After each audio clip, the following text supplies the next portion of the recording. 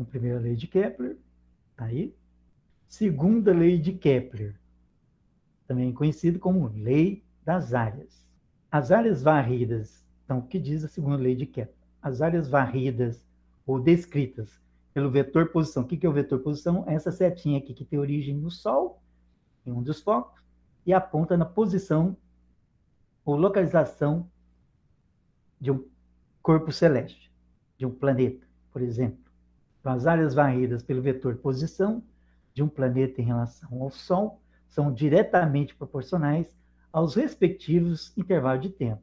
Ó, tá correto, né? Se os tempos aqui, ó, são iguais, então essa área varrida aqui é exatamente igual a esta área aqui. Então, se o intervalo de tempo ΔT2 for igual ao intervalo de tempo ΔT1, então a área 1 vai ser exatamente igual à área 1, vai ser exatamente igual à área 2. Então, as áreas serão iguais se os intervalos de tempos forem quê? Iguais. Então, veja bem que agora a gente conceitua aqui, ó, não pode confundir, um novo tipo de velocidade, ó. Então, é definida aqui, com essa observação, um novo tipo de velocidade. A primeira velocidade que nós vimos, que é escalar ou linear, é distância aqui, ó, sobre tempo. Agora, essa aqui é área sobre tempo, chamada de velocidade areolar. Então, se o tempo é constante, se o tempo é igual e a área é igual, velocidade areolar constante. Então, cuidado, aqui, o que é constante é a velocidade areolar, considerando o mesmo intervalo de tempo. Então, para intervalos de tempos iguais, as áreas descritas ou varridas aqui, em relação ao Sol, né, serão iguais. Agora, se os tempos forem diferentes, as áreas vão ser diferentes, as velocidades. Então, a área é velocidade areolar vezes tempo. Varre áreas iguais, intervalo de tempos iguais. Então, ó, cuidado com isso aqui. Ó. É importante reforçar que a velocidade areolar para um dado planeta, então você tem que considerar um planeta de cada vez. Do sistema solar é constante. Para intervalo de tempos iguais, áreas varridas iguais. Isso não significa, porém, que o movimento do planeta é uniforme. Então, a nossa velocidade escalar aqui, ó, ela não é constante. Agora, nós temos aqui na segunda lei de Kepler duas regiões bem definidas aqui, ó. A regrinha é bem prática aqui, ó. Perto, ó, inicial de perto, periélio, ó. Então, perto, periélio. Então, planeta. Perto do Sol, ó, porque hélio significa Sol, perto do Sol, periélio. Velocidade máxima. Por quê? Se está próximo, a força de atração é maior, então ele ganha maior impulsão. Então, no periélio, a velocidade é máxima. Então, no periélio, ó, inicial, perto, né, o prefixo perto e periélio, mesmo prefixo, ó, pela regrinha básica, né? Então, perto do Sol, periélio, velocidade maior. Afastado do Sol, ó, afastado, afélio. Então, perto do Sol, periélio, velocidade máxima. Afastado do Sol, a força de atração é menor, então a velocidade também é menor, ou mínima.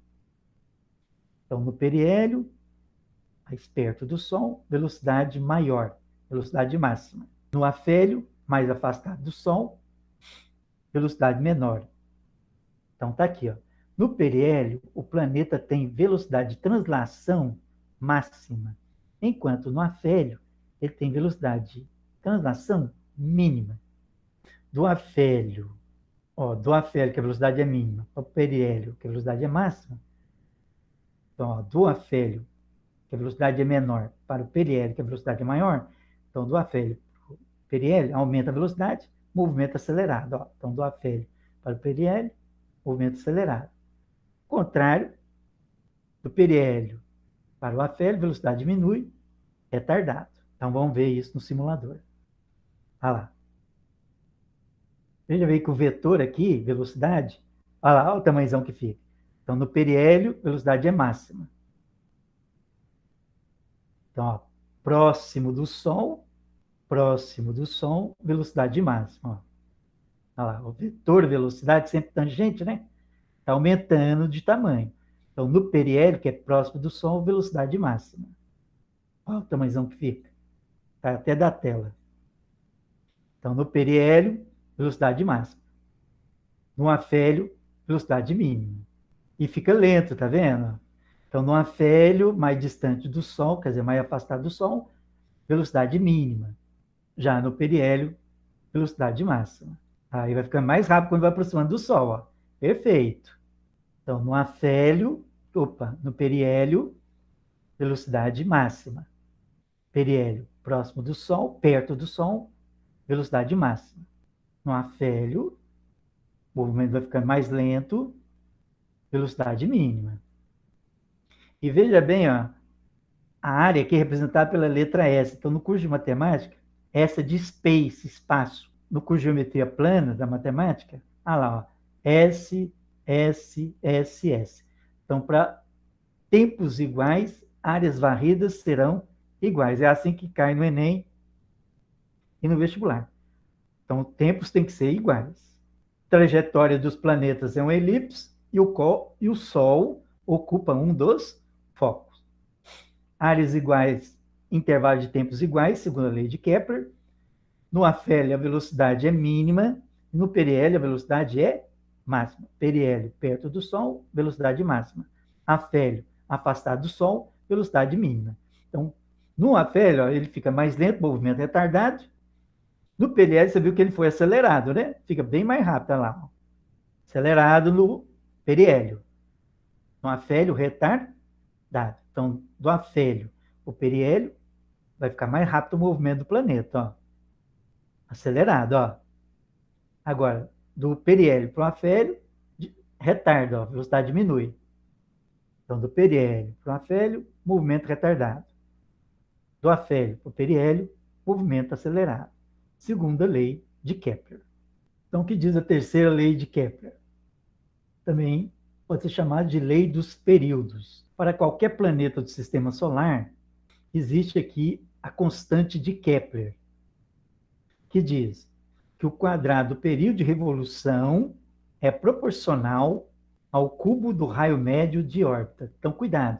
R aqui não pode ser chamado de raio, e sim chamado de raio médio, olha lá, ó, raio médio de órbita. Então, o quadrado do período de revolução é proporcional ou diretamente proporcional ao cubo do raio médio de órbita. Quadrado do período de revolução é proporcional, isso aqui é a constante de Kepler, né? Constante de proporcionalidade, é proporcional ao cubo do raio médio de órbita. A equação nos diz que o quadrado do período de revolução de um planeta ao redor do Sol é diretamente proporcional ao cubo do raio médio de órbita. Então, pela equação acima, podemos tirar a seguinte conclusão, que quanto mais distante o planeta estiver do Sol, maior e mais demorado será o período de revolução. Então, o Netuno, olha aqui a tabelinha, ó. Então, qual é a sequência dos planetas? Ó? Mais próximo, Mercúrio, com raio médio de órbita 0,389 unidades astronômicas. Depois, Vênus, Terra, período de revolução aqui em dias, né? 365 dias para a Terra. Marte, 1,5. Júpiter já vai ficando mais distante. Saturno com seus anéis, né? Mais distante ainda. Urânio, o último, Netuno. Então, Urano, o último, Netuno. Veja bem, ó, que Netuno, para ele dar uma volta elíptica, né, em torno do Sol, 60.185 dias.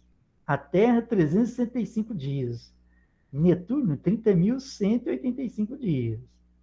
Aí, para obter em anos, né, terrestre divide por 365. Urano, 30 mil. Então, quanto mais distante, é isso que mostra no Enem, a tabelinha do raio médio de órbita e o período de revolução. Quanto mais distante, mais longe do Sol, maior o raio médio de órbita, portanto, maior o período de revolução.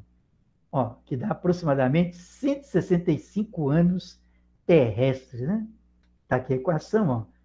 Quadrado período de evolução proporcional ao cubo do raio médio de órbita. Está aqui os planetas mais internos, né? Mercúrio, Vênus, Terra e Marte. Então, ó, quadrado período de evolução é proporcional ao cubo do raio médio de órbita. Então, primeiro aqui, ó, que vai completar a volta primeiro, é Mercúrio, 0,39 com 41, 0,24.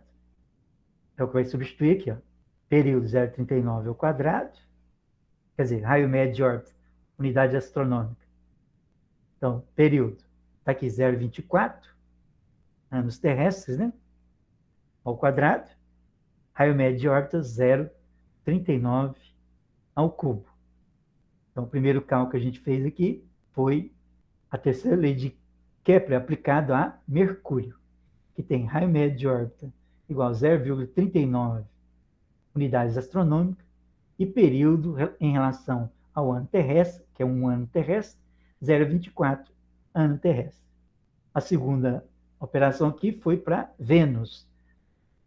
Raio médio de órbita, 0,72 unidades astronômicas, 0,72, ó, raio médio de órbita embaixo, 0,72 ao cubo, e o período de evolução, 0,61 anos terrestres. Então tá aqui Vênus, ó, na hora que chegar aqui, ó, já deu, né? Agora que é a Terra, deu. Na hora que chegou aqui, substituiu da Terra. A Terra, raio médio de órbita 1, então a Terra que é a referência é 1, 1. Então quando for fazer essas contas no Enem, coloca 1 para o raio médio de órbita da Terra, 1 unidade astronômica, período de evolução, 1 ano terrestre, que é o nosso 1 ano, né? Os demais, ó, é abaixo de 1 ou acima de 1. Veja bem aqui, ó, que o último aqui, que é Marte, tem um período maior que 1 ano. Ó. Período de evolução, o último aqui, que é Marte, ó, vai chegar aqui, está aumentando, vai ser mais que 1,7. Aqui está em dia, aqui está em ano, ó, 1,87. Então, o período de evolução de Marte, 1,87 ao quadrado, dividido por 1,52 ao cubo. Então, o quadrado do período de evolução ao quadrado, dividido pelo raio médio de órbita ao cubo, dá sempre 1. Se você fizer isso na calculadora, dá aproximadamente 1. Então, a terceira lei de Kepler, K, que é a constante de Kepler, diz que o quadrado do período de evolução é proporcional, ou seja, deve ser dividido pelo raio médio de órbita ao cubo, e isto, comparado com os demais planetas do sistema do nosso sistema solar, são iguais. A divisão aqui sempre vai dar igual. Depois de Marte tem quem? Júpiter, Saturno, Urano, Netuno. Então, raio médio de órbita de... Então, isso aqui são dos planetas mais internos. Mercúrio, Vênus, Terra e Marte. São eles. Júpiter, Saturno, Urano e Netuno. O raio médio de órbita de Júpiter, que é o mais próximo, né, depois de Marte, é 5,2. Depois, Saturno, com seus anéis, né, 9,56 unidades astronômicas, aqui é raio médio de órbita. Depois de Saturno, com seus anéis, né, Urano, com raio médio de órbita 19,29. Netuno, o mais distante de todos, que vai apresentar com certeza maior período, né, com raio médio de órbita 30,27. Então vamos ver aqui, período de evolução de Júpiter, 11,9 anos terrestres. Saturno, 29,4 anos terrestres. E raio médio de órbita, 9,56. Urano, terceira lei de Kepler. Primeiro, mostra para os planetas mais internos, quais são eles? Os 4 primeiros, Mercúrio, Vênus, Terra e Marte. E os 4 últimos, né, depois de Marte, Júpiter, Saturno, Urano e Netuno. Então, o mais demorado aqui é Netuno. Período dele, 164,8 anos terrestres. E o raio médio de órbita, 30,27.